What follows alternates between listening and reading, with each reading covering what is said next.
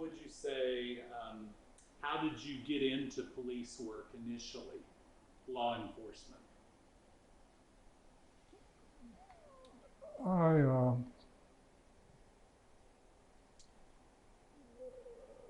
I was working for and finishing up not finished my sports eligibility, but I was finishing up a couple of credits up at the military academy. But we had a man here by the name of Jack Jones.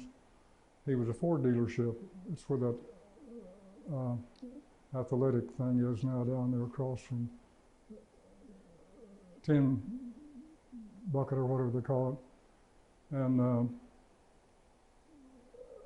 in 1954, I believe it was July, when Joe Halls was killed, Gwen and I were over there. I just had got a new demonstrator, and we were over there. It was after dark, and the rodeo was going on. A lot of people around town, and we were over there at that at the dealership, and I was putting a tag on this Ford sedan, dealer tag, and I was sitting there talking to a man named Lonnie Northweather, who was a body shop guy, and we heard some shots ring out. We turned around and started looking that way, and there was several people over there, and we just stood there a little bit and trying to figure out what was going on.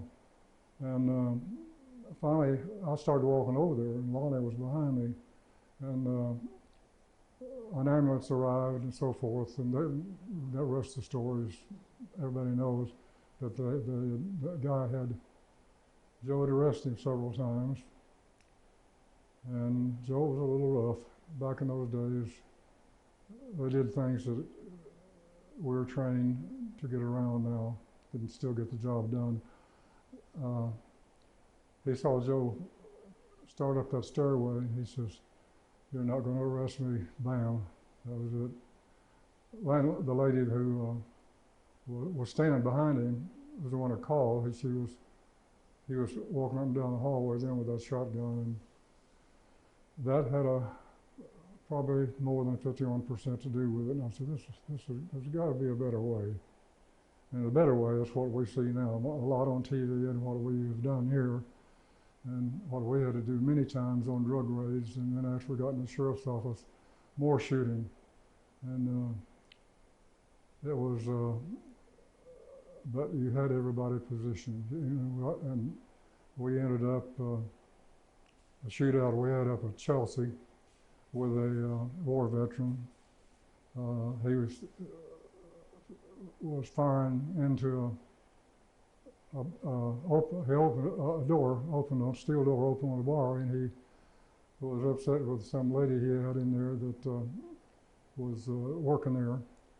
And he drives off to a section line road over there, and he starts firing into this open door.